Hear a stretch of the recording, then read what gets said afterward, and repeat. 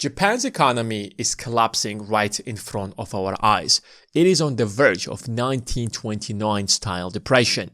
In fact, the Japanese economy has been collapsing for the last couple of decades, and Donald Trump is about to put the last nail in the coffin. Because if the Supreme Court is not going to stop Trump's tariffs, then Japan is the first country that will pay a tremendous price for that. It might seem like I'm exaggerating, but I'm not. Because if you look at the facts just like I did, then you will have the exact same view. If you're ready, give this video a thumbs up and let's get right into it. Over the last couple of years alone, the Japanese economy has already went through a recession. What is a recession at the end of the day? 3 consecutive negative GDP growth. And Japan had them back in 2024. In 2023, they also had 3 negative GDP growth, but they were not consecutive, so we cannot call them a recession. In the last couple of quarters, it was barely growing by 0.1 percentage points. So the economy isn't growing at all. And this has been the state of the Japanese economy since 1995. In fact, if you look at this graph, then you understand how big the crisis is. In 2011 and 2012, the Japanese GDP was $6.3 trillion. Today, it's about $4 trillion. So Japan basically lost 20% of its GDP over the last 12 to 13 years. Imagine something like that happening. Imagine United States GDP would grow from $30 trillion to $22 trillion in the next couple of years. What a big disaster that is going to be. In fact, if you compare what is happening to Japan today to 1929 Great Depression of the United States lost 27% of its GDP during that crisis. So Japan's economic crisis right now is already almost as big as the 1929 Great Depression. Back in 1990s, Japan represented 18% of the global economy. It was the second world's largest economy and had so much influence. That number today has fallen to less than 4%. What makes the entire situation so sad is that back in 1980s, Japan produced almost half of the global semiconductors. Today, whoever controls the computer chips controls the world, because we are on the verge of an AI revolution. In fact, the most valuable company in the world is Nvidia that designs the chips. So the question is, why is Japan not rich when Japan was already producing half of the global semiconductors? That number has decreased to less than 10% today, and the entire industry now is controlled by Nvidia, TSMC, and Samsung. It's not just the United States that is taking advantage out of this. Samsung is a South Korean company. TSMC is a Taiwanese company, and both Taiwan and South Korea are neighbors of Japan. Back in 1980s, 32 out of the 50 largest companies in the world were Japanese companies. So if you would literally just pick up the list, what are the top 500 companies in the world back in 1980s? You will see Japan, Japan, Japan. Like literally more than half of all the companies were Japanese. If you pick up the exact same list today, you will see one Japanese company in that list, and that is Toyota. And it's not like in the top 10 or the top 20. It is literally probably like number 48. 3 years from now, even Toyota is going to lose its status, and Japan won't have a single company in the top 50 largest companies in the world. Do you see the tragedy that is happening with the Japanese economy right in front of our eyes? And here is a lesson on how to destroy your economy. If your economy is collapsing and falling down, you might think that they would sit down, come up with a plan and save the economy. That would be the most logical sense to do for any government or any economist. But what Japan has done since 1990s is only to destroy their economy by simply borrowing as much money as possible and then misusing that money, which literally just led the country to a debt trap that it cannot or no longer will be able to get out of it. If you go back to 1970s and 80s, you will see that the amount of the government debt that the Japanese government has been issuing has grown substantially over the years. And why? Because interest rates on that debt was falling down. So if the debt is so cheap, why not borrow as much money as you can? Well, that is the debt trap. Because if you don't pay off that debt, then the interest rates sooner or later are going to rise, and that's when you will have a debt problem. In fact, if you look at the interest payments, back in 1980s and 90s, interest payments represented a huge portion of the government. However, as the interest rate kept falling down after that in 1995 and later on, the interest payments on that debt were extremely minimal, which allowed the government to prevent itself from a default. But that did not stop the government from borrowing more and more money. And that's why the amount of government debt in the market has grown substantially. And that's why if you look at the debt to GDP ratio of Japan, you would see that since 1990s, that number has exponentially grown, and today it stands at around 216%, which makes it the largest debt to GDP ratio in the world. It's even larger than most of the European economies that are also filled with debt. Of course, the Japanese debt is slightly different from European debt because it is not as exposed to the rest of the world and the global markets as much as the European debt. But nonetheless, it is still a debt. And now I want you to look at the government's revenue and expenditure. And this is where you see the real problem. So this is the tax revenues of the government. Since 1990s, the tax revenues has been going down. So the logical thing would be, if your tax revenues are going down, then you should cut your spending, because if your spending continues growing while you're making less money, you're driving yourself into a debt trap. Imagine somebody who is losing his job or is making less money each year, but then he starts overusing his credit cards and his debts keep growing. That is the most irresponsible thing that somebody would do. But based on the graph that you see right in front of you, that is exactly what Japan has done. The government expenditure kept growing tremendously, but tax revenues kept falling down. That huge deficit since 1990s has led the government to make huge interest payments. Just last year alone, the Japanese government has spent 25% of all the government's revenue just to make the interest payments. Imagine you are making $100,000 a year and you have so much debt that in order to prevent a default, you have to make your minimum interest payments. We're not talking about the debt payments. We are talking about the interest payments alone. And imagine you have to pay $25,000 a year just to make sure that you are not defaulting on your debt. That is the situation that the Japanese government is right now, which is why it's a real disaster for any government. Even the United States is not at that stage, even though that the United States has the world's largest debt in the world. What makes the Japanese debt very different is that most of that debt, or at least half of it, is being owned by the Bank of Japan.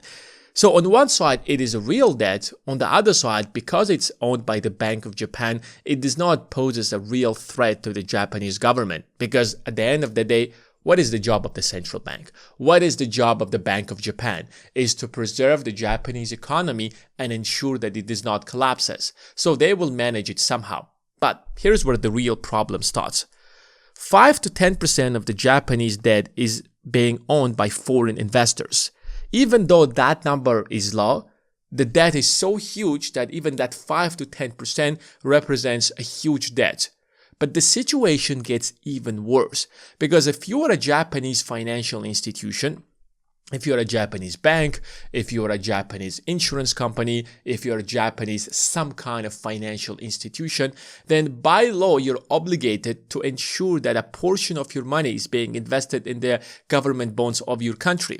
And this is not unique to Japan. The same rules apply to the United States. And that's why if you pull out the financial statements of any bank in the United States, JP Morgan, Chase, Wells Fargo, Citibank, Bank of America, you will see that they own a lot of US government bonds. If you pull out any bank from England, from the UK, you will see in their financial statements that they own a good portion of their assets in UK government bonds. So this is not unique to Japan. But here is the problem. If the Japanese government won't be able to continue making their interest payments, what is going to happen to all of these financial institutions? What's going to happen to the banks in Japan when they won't be receiving interest on their investments, which makes their investments worthless, which will lead the entire financial industry in Japan to collapse? That is the real threat. But here is the question.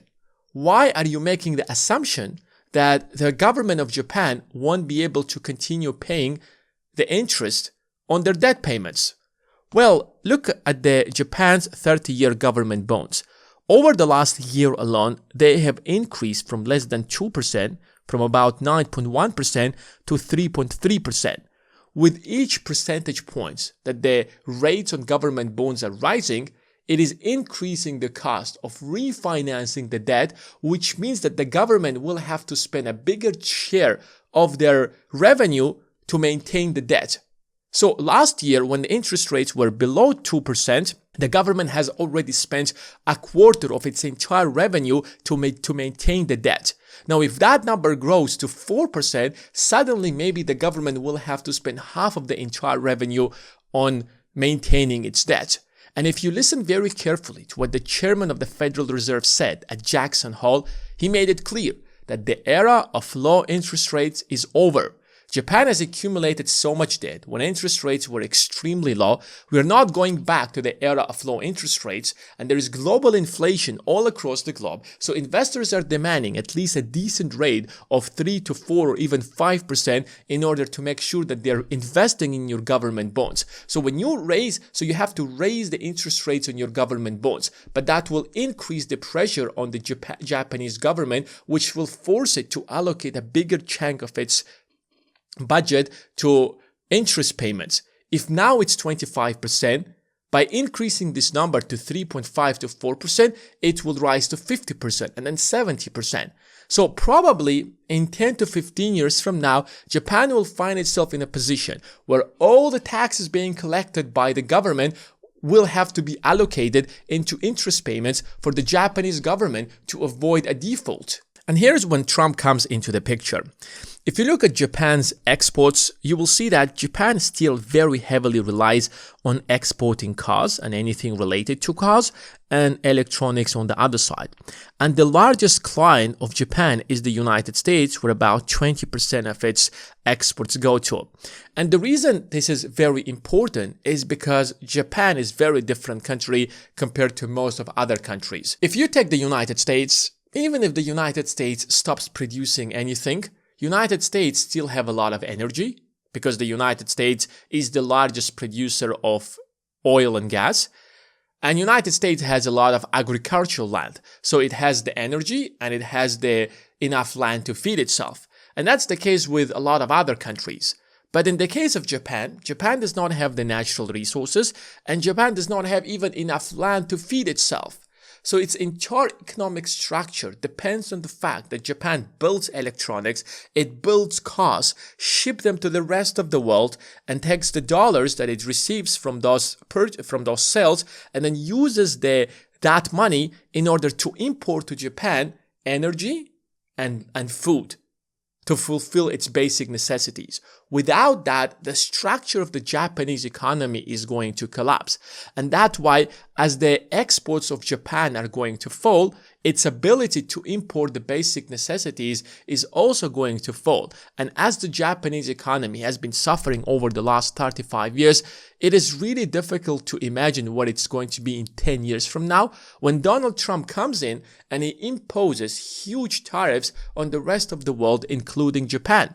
And there is a possibility that Japan is going to lose its basic or the most important client where it exports 20% of its exports. If Japan is going to lose the United States and the Japanese economy has already went down from $6.3 trillion to $4 trillion, imagine what it will be by the end of Trump presidency. Do you see the tragedy that is waiting for the Japanese economy because of Donald Trump? Donald Trump made a deal that if Japan invests $500 billion, then they will be able to pay a 15% tariff. If Japan won't be able to make that $500 billion into the United States, then Japan will have to pay a 25% tariff on their goods in the United States. A 25% tariff, Japanese cars and Japanese electronics have no chance to compete in the United States. And Japan lost the opportunity to take advantage out of the tech revolution. Japan did not build a single tech giant to dominate the world. If you literally look at the last 35 years, you will see that tech companies have dominated the global economy. Like the United States, what do you have? You have Amazon, you have Google, you have even Apple. Yes, it produces hardware, but at the same time, Apple is a software business. They have the App Store, they have all of their cloud businesses, and so on and so forth. If you look at the European Union, you will see some tech companies. If you look at China, they have Alibaba, they have Huawei, and they have other tech giants. But if you look at Japan, over the last 35 years, they did not build even a single tech giant. So they did not take advantage out of the internet revolution, and their business model still very heavily depends on the exact same business model that they had back in 1970s and 1980s. And Japan's share of cars and electronics is falling down. If back in 1980s and 90s Japan would produce, for example, about 20% of the global cars, that number today has fallen to 5 to 6%. And now with Trump's tariffs, that number will fall even probably to 2 to 3%. And without taking advantage out of the internet and AI today, and its prior business model is falling down, you can see how the entire structure of the Japanese economy is collapsing. Thanks for watching, and I will see you in the next one.